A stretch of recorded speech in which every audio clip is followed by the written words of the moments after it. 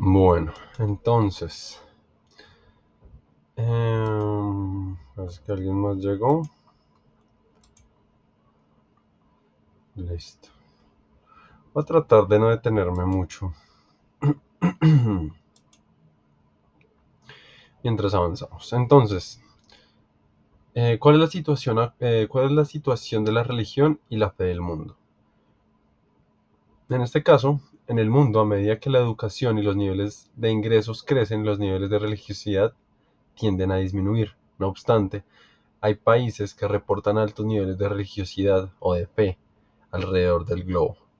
Tailandia es el país más religioso del mundo. Casi toda su población en el país declara ser religiosa, un 98%, según la encuesta internacional. Sin embargo, en el mismo continente, a 2.245,44 kilómetros al norte de ahí, en China, este país es el más ateo. Imagínense, China, que es el país más avanzado en estos momentos.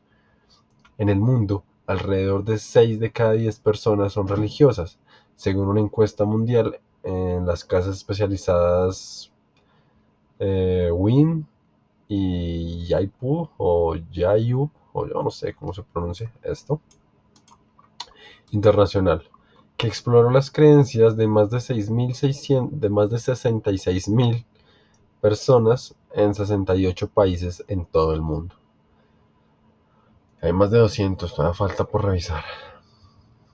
En números totales, los creyentes de Cristo es la religión más grande del mundo en el 2015, con casi el 31% de los 7,300 millones de habitantes de la Tierra.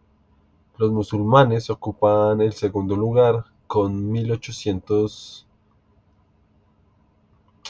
sí, 1800. Este era 7300 millones, ¿sí? Y este es 1800 millones de personas, el 24% de la población mundial, seguido por lo que reportan no tener fe religiosa, que es el 16, el hinduismo, que es el 15, y los budistas, que son el 7. Entonces, aquí vemos algunos de los países en los que la religión es importante.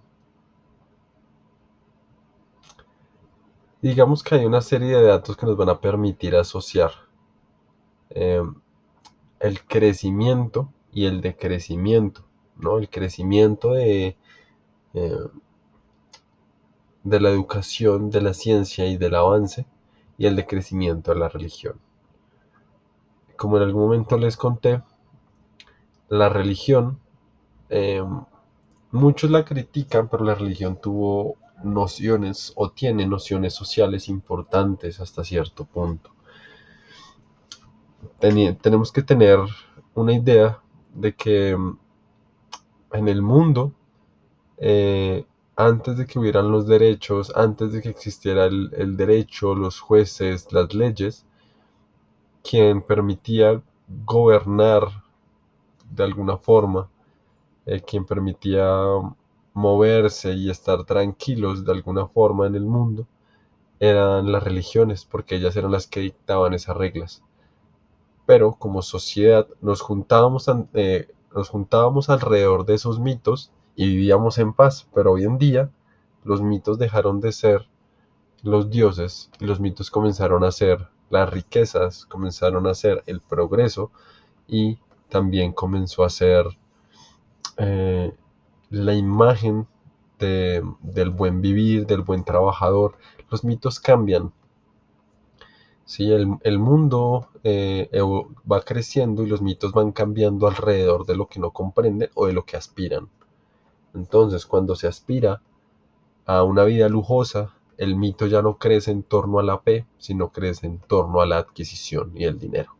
Por eso la religión va decreciendo, mientras la gente va adquiriendo un capital y va adquiriendo una educación, porque comenzamos a entender que la religión no rige el mundo físico, pero sí ayudaba a correlacionar el mundo mental, el mundo ético, ¿sí?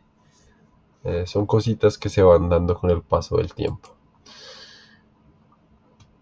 Listo. Teniendo en cuenta, esta es una visión de las religiones y de qué religiones, digamos, dominan de una u otra forma ciertas zonas. Entonces podemos verla,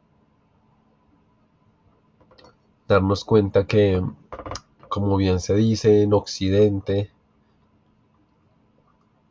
en esta partecita de aquí, en esta partecita de aquí de Occidente, en las zonas más occidentales el cristianismo es el que domina. Después nos vamos a las zonas verdes donde es el Islam, que es como la segunda más grandecita. Nos vamos por el hinduismo, que es por estos lados de aquí. ¿Sí? Démonos cuenta que tenemos, o sea, que el mundo está bastante dividido, pero que la religión, digamos, más popular en esos sentidos es el cristianismo.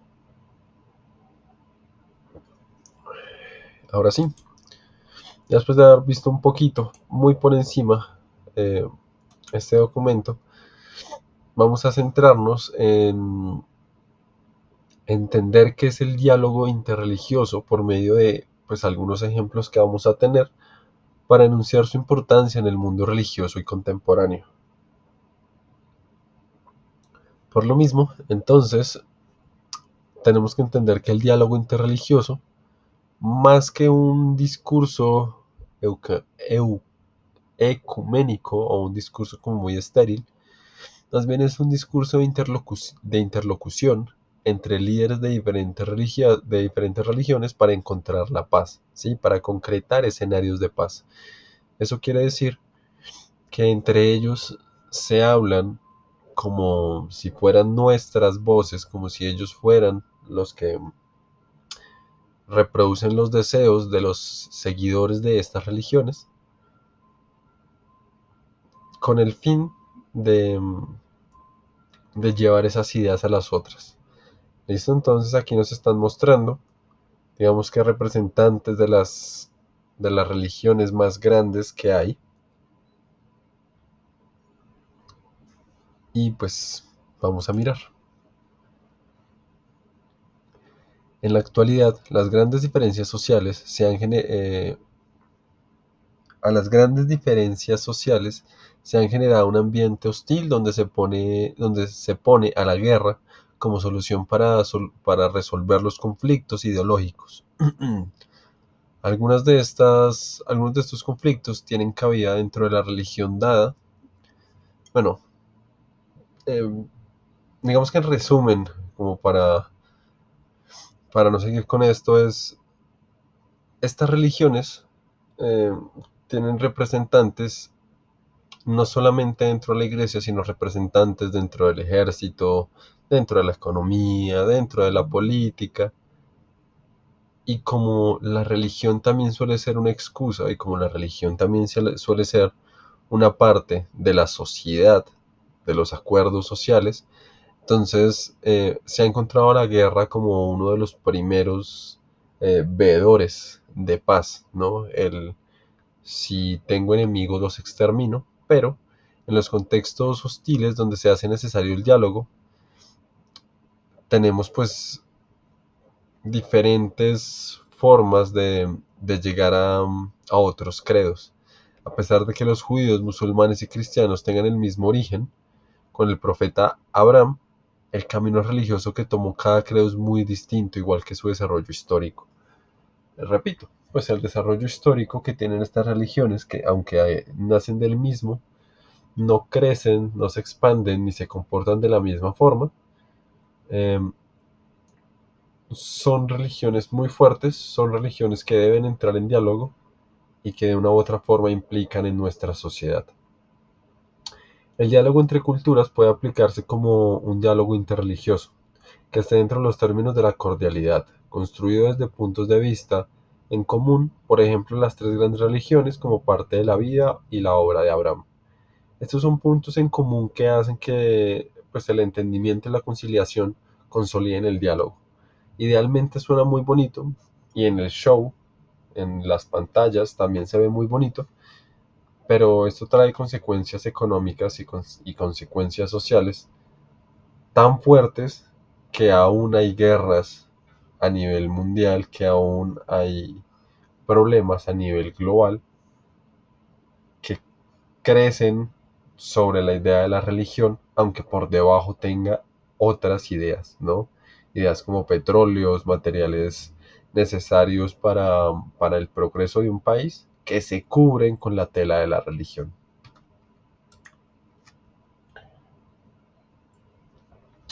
El encuentro anual que el sumo pontífice tiene con representantes de otras iglesias cristianas, ecumenismo, y de otras religiones, diálogos interreligiosos, todos los años en Asis, o en Isis más bien, porque Isis es otra cosa, en Asis, para encontrar y orar por la paz. Para el Papa, hasta el Papa ha querido peregrinar hasta allí en tren e invitar luego al agape fraterno de los distintos representantes de los credos cristianos y no cristianos, elaborando luego entre todos una línea de convivencia y de actuación justa, pacífica y solidaria. ¿Listo? Entonces, todos estos encuentros incentivan el valor del respeto por las diferencias entre los credos, un aprecio profundo por reconocer las diferencias de las concepciones religiosas y sobre todo lo más importante es la paz y la armonía que esto va a proveer en el mundo, ¿sí? Que los representantes se reúnan puede ayudar a que ciertas ideologías a nivel individual entren en armonía, ¿sí? Pero esto no quiere decir que las diferencias religiosas puedan controlar el fanatismo de los seguidores. Esto quiere decir que uno que otro se va a concientizar, pero ya el fanatismo, ya el extremismo que tengan sus seguidores ya no depende de los líderes, porque pues ellos son también sujetos aparte.